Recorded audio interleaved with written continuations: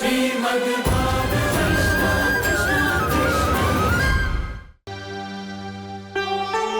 राजा की जय, भील राजा की जय, भील राजा की जय। आओ प्यारे बच्चों, तुम्हारा स्वागत है। कहो, कैसे आना हुआ? भील राजा, हम दोनों ने सोमनाथ तीर्थ यात्रा पर जाने का संकल्प किया है। जय सोमनाथ। जय सोमनाथ। बहुत अच्छा संकल्प लिया है। तीर्थ यात्रा के लिए जितने भी धन की आवश्यकता हो राजकोष से ले लेना और प्रसन्न मन से यात्रा करना। भील राजा, समस्या धन की नहीं, बच्चों की है। इतना दूर हम बच्चों को अपने साथ नहीं ले जा सकते। मार्ग कठिन है, बच्चों को कष्ट होगा।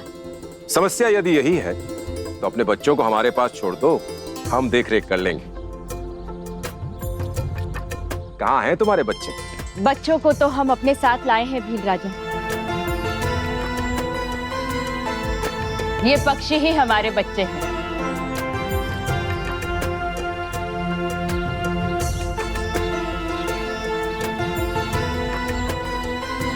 तुम इन पक्षियों को अपना बच्चा मानते हो? धन्य हो, मन बड़ा प्रसन्न हुआ। आपको यह जानकर और भी प्रसन्नता होगी कि अब मैंने शिकार ना करने की शपथ ली है और पहले के किए हुए पापों का प्रायश्चित करने हम सोमनाथ भगवान के पास जा रहे हैं। अद्भुत। समस्त भील जाति आखेट पर ही जीवित रहती है, परंतु तुम दोनों ने जो कठोर संकल्प लिया है वो समस्त जाति के लिए एक प्रेरणा है। इसके लिए तुम दोनों की जितनी प्रशंसा की जाए उतनी कम है। कोनी, कुल कितने बच्चे हैं तुम्हारे? 99 बच्चे हैं भील राजा। तो निश्चिंत होकर जाओ, तुम्हारे ये बच्चे मेरे पास तुम्हारी धरोहर स्वरूप रहेंगे। और जब तुम यात्रा से वापस आओगे तो यूं ही खेलते कूदते मिलेंगे तुम। लेकिन हाँ, सोमनाथ से मेरे लिए प्रसाद लाना मत भूलना। अवश्य महाराज।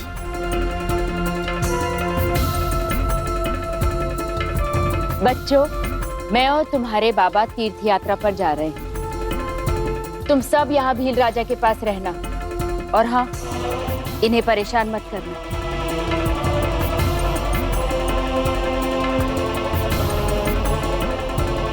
भील राजा की जय हो। जय सोमनाथ। जय सोमनाथ। जय सोमनाथ।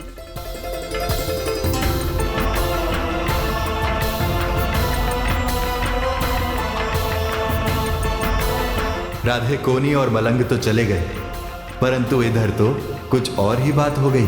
क्या बात कान्हा? तो सुनो राधे, मलंग और कोनी के जाने के बाद भील राज को अपच का रोग हो गया था। उन पर किसी भी प्रकार की औषधि का कोई भी लाभ नहीं हुआ।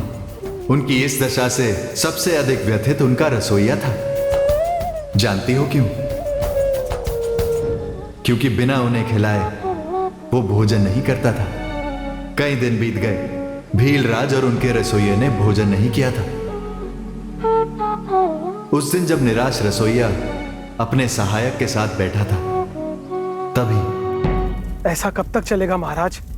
भील राजा तो बीमार है, परंतु अब ऐसे भूखे रहकर क्यों अपने प्राणों के साथ खिलवाड़ कर रहे हैं? ये मेरा संकल्प है, जब तक राजा खाना नहीं खाएंगे तब तक मैं अन्न का एक भी दाना ग्रहण नहीं करूंगा।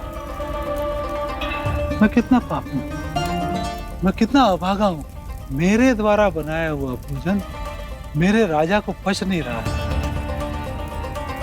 हे प्रभु, मेरे प्राण हर लो और मेरे राजा को स्वस्थ कर दो प्रभु। प्राण देने से कुछ नहीं होगा महाराज, हमें कुछ उपाय करना होगा।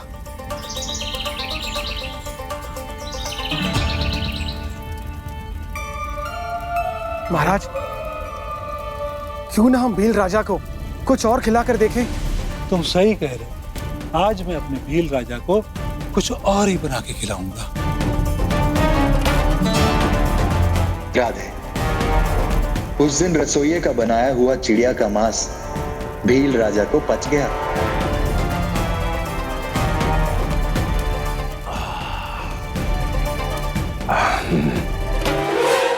ये तो उचित नहीं हुआ। फिर आगे क्या हुआ? राधे, राजा का खाना पचता देख सारी प्रजा प्रसन्न हो गई। उन सब ने रसोइये की वाहवाही की, परंतु किसी ने यह जानने का प्रयास नहीं किया कि रसोइये ने राजा को खिलाया क्या। रसोइये को राजा के भोजन के लिए एक उत्तम प्रबंध मिल गया था। अब वो सुबह शाम कोनी और मलंग के एक बच्चे को पकाकर राजा को खिलाया करता था। देखते ही देखते राजा स्वस्थ हो गया और उनके 99 बच्चों का मांस खा गया। उस दिन जब राजा उनके अंतिम बच्चे को खा रहा था तो मलंग और कोनी सोमनाथ तीर्थ यात्रा से वापस आ रहे थे।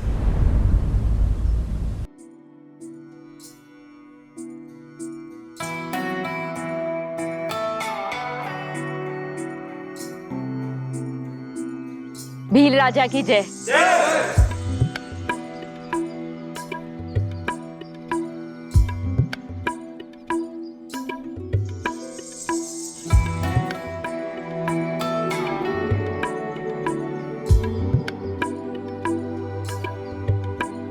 जय सोमनाथ।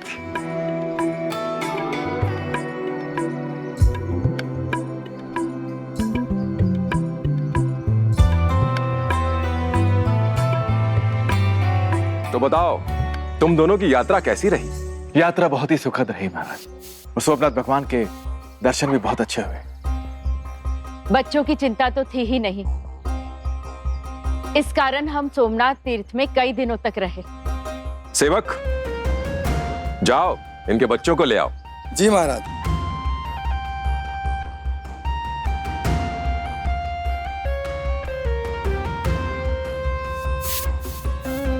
राधे, लंबा समय बीत गया।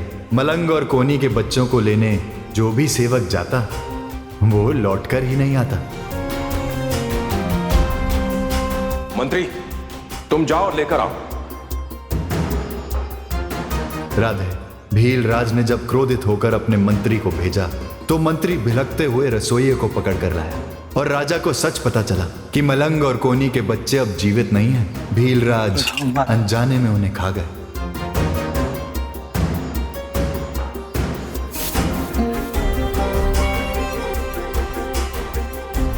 महाराज, मुझे क्षमा कीजिए।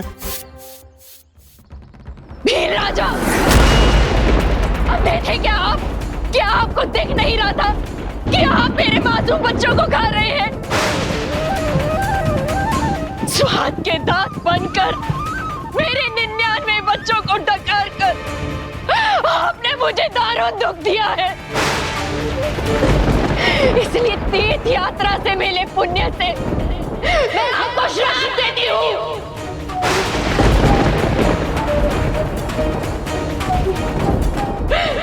अपनी ही महत्वाकांक्षा का दास बनकर अपने ही 99 पुत्रों की मृत्यु का कारण बनेंगे। मैं तो अपने बच्चों को मरते हुए देख भी नहीं पाई, आप भी अपने बच्चों को नहीं देख सकेंगे।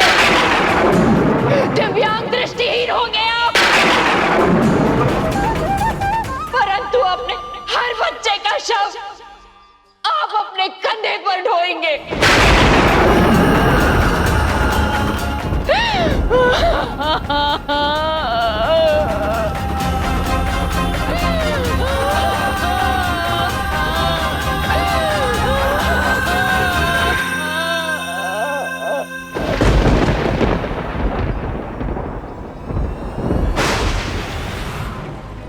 भीलराज अनजान थे, परंतु पाप तो उन्होंने ही किया था, इसीलिए दंड भी उन्हें ही भोगना पड़ा। परंतु कान्हा, कोनी का श्राप 100 जन्मों के बाद ही क्यों सफल हुआ? राधे, महाराज धृतराष्ट्र ने अपने पिछले जन्मों में इतने शुभ कार्य किए थे कि कोनी का श्राप निरंतर असफल हो रहा था।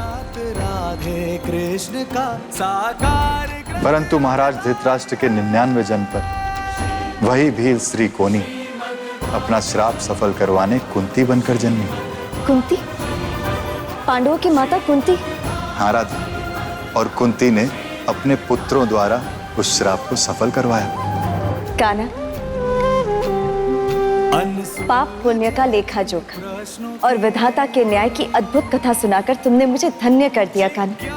परंतु कान्हा, माता गांधारी के उस श्राप का क्या हुआ जो उन्होंने तुम्हें दिया था? श्राप की मर्यादा रखी जाती है। वैसे भी वो श्राप नहीं, वरदान था। उस श्राप के सफल होने से पहले अभागे यादवों को औरों से भी श्रापित होना पड़ा। कान्हा, मुझे पूरी कथा विस्तार से सुनो। अवश्य राधा। एक अल्प विराम के बाद मैं तुम्हें वो कथा सुनाऊंगा जिसके कारण मैंने मृत्यु लोक से अपने लोक प्रस्थान किया।